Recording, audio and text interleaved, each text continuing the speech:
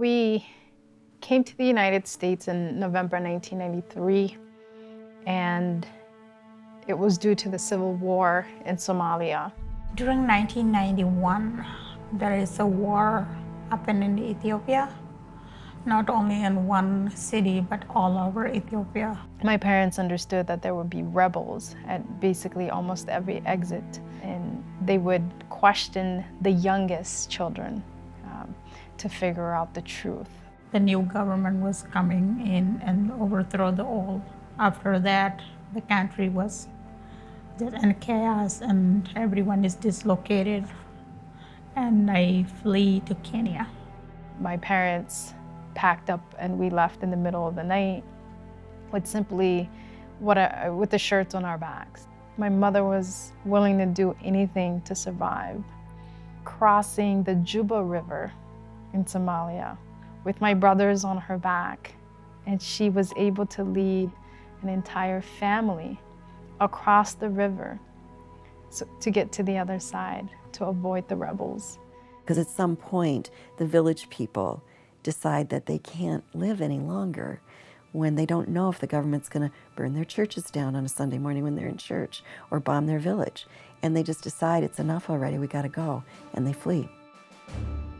Every refugee has their own personal story of escape. But they all have one thing in common. They were forced from their homes out of fear for their and their families' lives.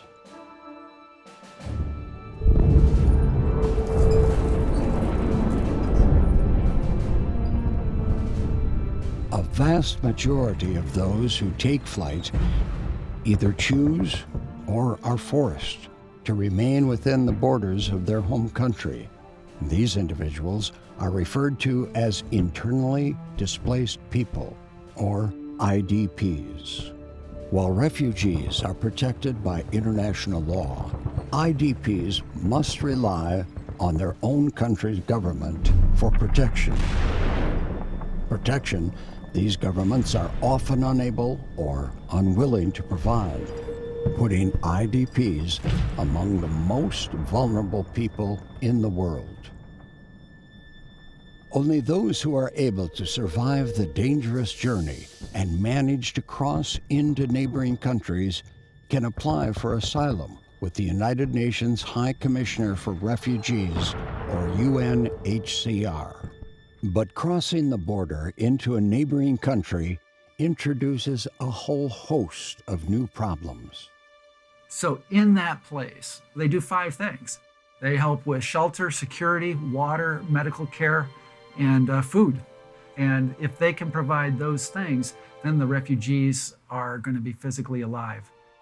While those who end up living in refugee camps do receive humanitarian aid, many of these camps are overwhelmed and severely undersupplied, subjecting people to cold, hunger, dehydration, and disease. Well, a refugee camp is as horrible as you think it is. I mean, yes, they make meals, but there's no purpose to life at the time that they're there.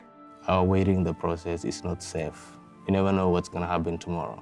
You know, being resettled, or you're going to be repatriated to your country. Life was very hard, wasn't easy.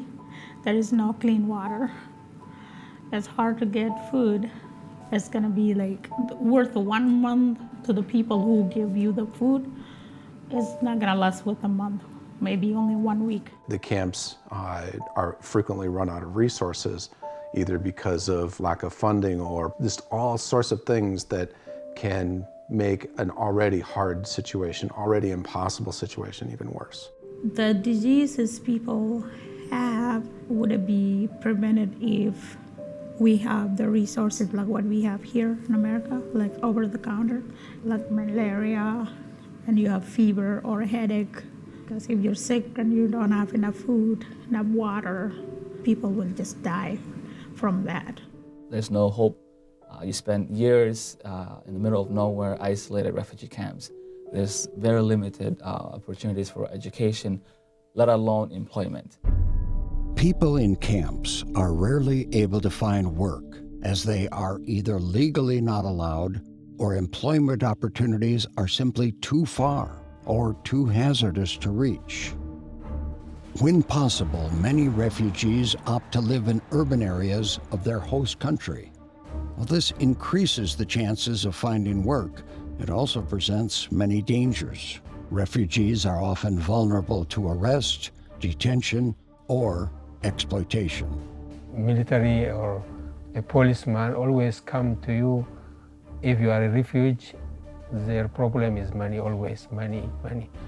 We work and they come at night, all of it they take it at one night.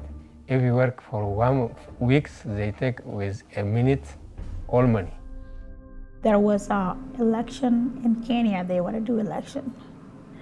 And they wanted to get rid of all the refugees who are in Nairobi. I was in Nairobi waiting for my flight. And I was took to jail 1 week before I came to the US. Regardless of where refugees find themselves, they all live in a state of extreme poverty, instability, and uncertainty. The process is unpredictable. You never know whether you will die there or you're gonna succeed.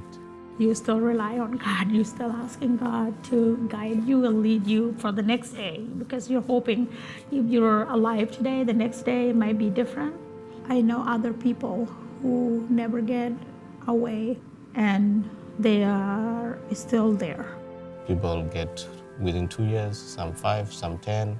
And few of them got here after 20 years. Some, they may wait for the rest of their life.